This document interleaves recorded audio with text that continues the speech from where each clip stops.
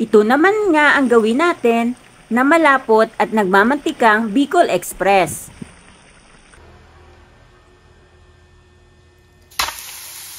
May 1 kilo tayo ditong karne ng baboy o yung ating pork belly.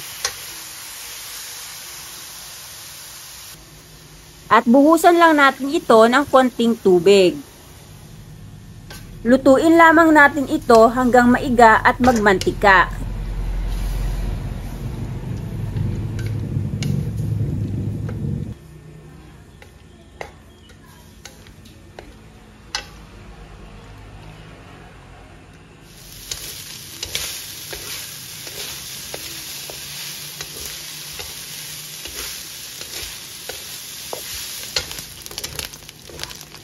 Kapag nag-brown na, itabi muna natin.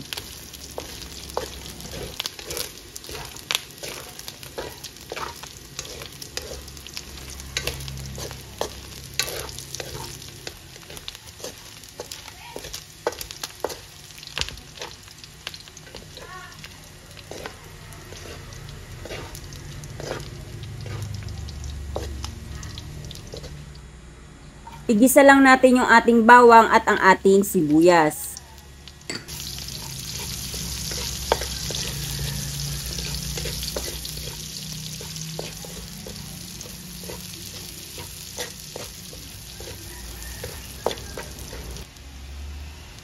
Maglagay lang tayo dito ng 3 tablespoon na alamang. Hugasan muna natin ang ating alamang para mabawasan ang alat nito. Igisa lang natin ito ng ilan pang minuto.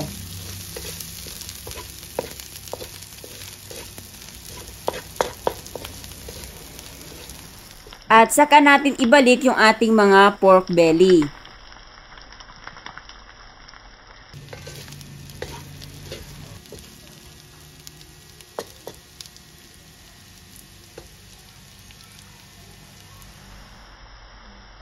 Then, dito na natin ibubuhos yung ating 3 cups na pangalawang piga ng ating niyog.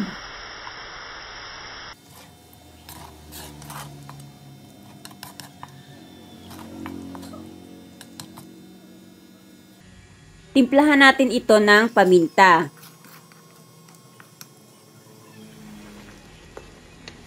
Lutuin natin ito hanggang ito ay maiga at lumambot yung ating mga karne.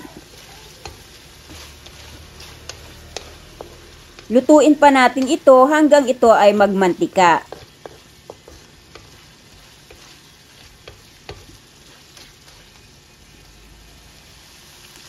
Maglagay tayo dito ng siling green, depende sa anghang na gusto natin. At ibuhos na rin natin dito yung ating 2 cups na kakanggata o yung ating unang piga.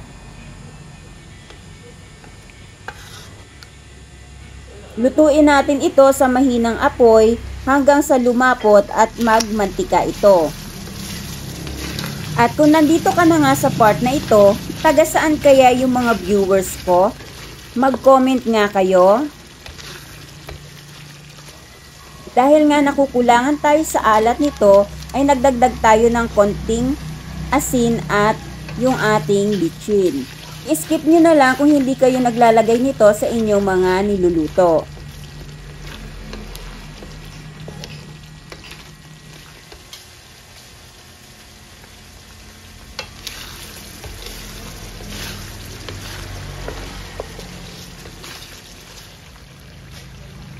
Maglagay pa ng sili kung gusto nyo. Ito'y optional lamang sa mga taong mahilig sa maanghang.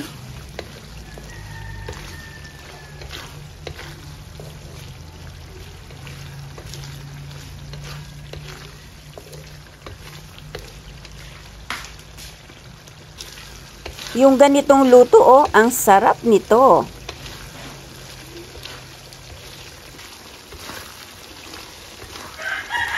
Sa mga magpapa-shoutout dyan, mag-comment lang kayo.